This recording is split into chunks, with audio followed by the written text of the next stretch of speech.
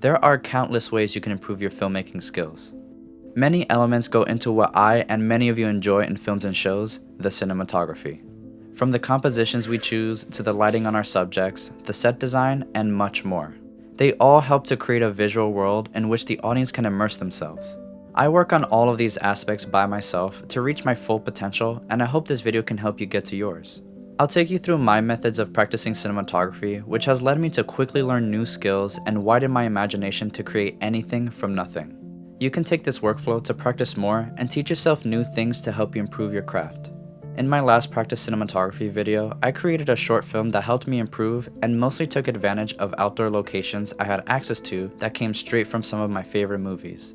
But here, I want to explore and take you through practicing in more confined and smaller spaces because we don't always have the room we want to create anything we think of. Even in the smallest locations, I'll show you can still achieve great work with some creativity, so don't let the environment you work in discourage you. It all starts with an idea. The first step to figure out is what you want to create. Sometimes I have an idea of what I want to make, but I still need inspiration to fill in the missing pieces. I've mentioned in my past videos that for practicing, I recommend instead of creating individual shots to get better, create scenes to connect these moments so you can also improve your storytelling. At least 3 to 4 shots will work so you can have some variety in what you capture. You don't have to do this every time, but this way you can put more thought into your craft and challenge yourself further. I started to gather inspiration based on the location I decided to film in. The first location I picked was my bedroom, so I looked for ideas to match the environment I chose. It is a tight space to film in, but I want to show you can still achieve cool shots with limited space. I ended up with these final shots as ideas for what I could create. The second location I'm filming in is my bathroom. We all should hopefully have one of those, and it is the smallest space I will be practicing and creating in, so I gather ideas that can fit in that environment. The third and final location is an empty bedroom, which has a little more room than the previous two, but still isn't that big. Here I want to practice being even more creative and add props. The inspiration you collect isn't for copying exactly what you see, but gathering these ideas and creating something new with your vision. You can try and emulate shots you find fascinating as I have, but I also try to put my own twist on it as well. With the inspiration collected, if you want your cinematography to reach that cinema quality, the lighting is key to achieving the best image possible. This is one of the most important aspects you can focus on, especially as a solo creator, and my best shots wouldn't be as good as they are if I didn't care about how they were lit. But with the help of Nanlite, the sponsor of today's video, I know I have the tools that will push my creativity to new levels. Thank you to Nanlite for sending me the Pavel Slim 120C, an incredible RGB panel light, the FC120B LED spotlight, and the projection attachment to go with it. I will also use the Nanlite 2-foot Pavel Tube 15C, which I already own. With each of these lights, I have countless ways to bring my vision to life, with techniques you can use to level up your shots no matter how small of a room you work in. You have to nail the lighting so you can further elevate your cinematography. Now, I'll take you through how I practice cinematography in 3 different settings to show you what it takes to improve and what is possible in limited space. Let's start with practicing cinematography in my room. With my inspiration, I started thinking of ways to set up the lights to achieve the look I wanted. And the best thing to do is to start simple. Don't overcomplicate the lighting. I wanted the lighting to look natural coming from my window, but it wasn't strong enough to rely solely on. So I used the FC120B with the projection attachment on a stand and bounced the harsh light off my white wall to get soft light falling on me. Instead of using the attachment for what it's typically used for, I like how it controls the light so I can bounce it for softer results and use less equipment. This also gave a beautiful catch light in my eye in the final results. I would prefer to place the light outside so it comes from my window, but it's not an option for me. And for this scene I created, that is the only artificial light I relied on. I also used my lamp as a practical for the warmer look on me, and then just took the time to figure out all the compositions I wanted to create based on my ideas. I changed the intensity of the light throughout the shots so they matched, and I think the results came out pretty good.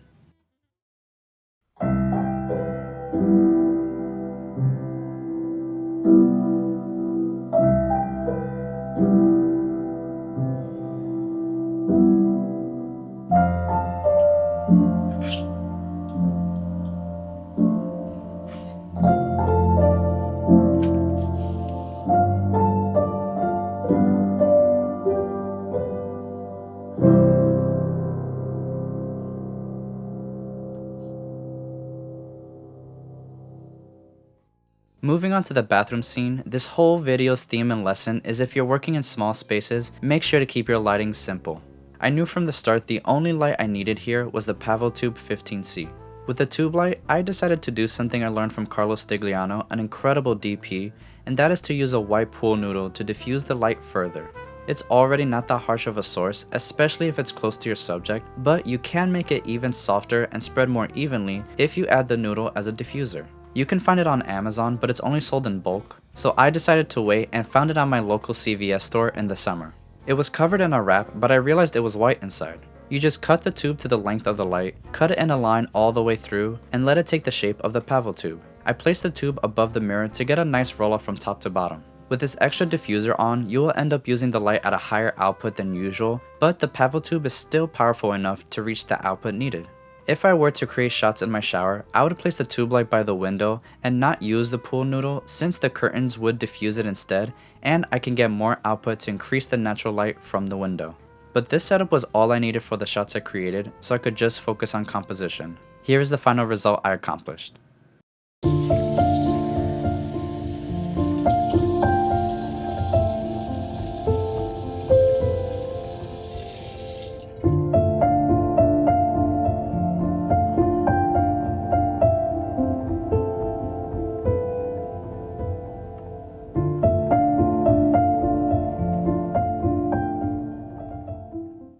And now for the final location, this empty bedroom.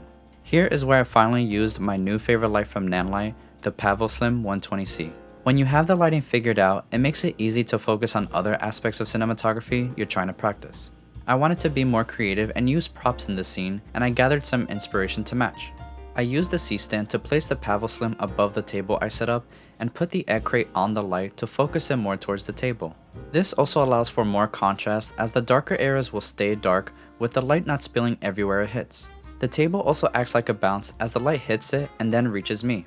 I used a fake prop cigarette and the Smoke Ninja Pro for the smoke effects and played around with the camera placement until I figured out what I liked. To get two of me in the same shot, I simply overlaid them and cropped the shot of me to the right until you see me on the left and the smoke trail. I softened the crop a bit so it smoothed out and it didn't look obvious. To get this to work, the camera cannot move and the lighting has to stay consistent throughout each shot recorded. But here is the final result.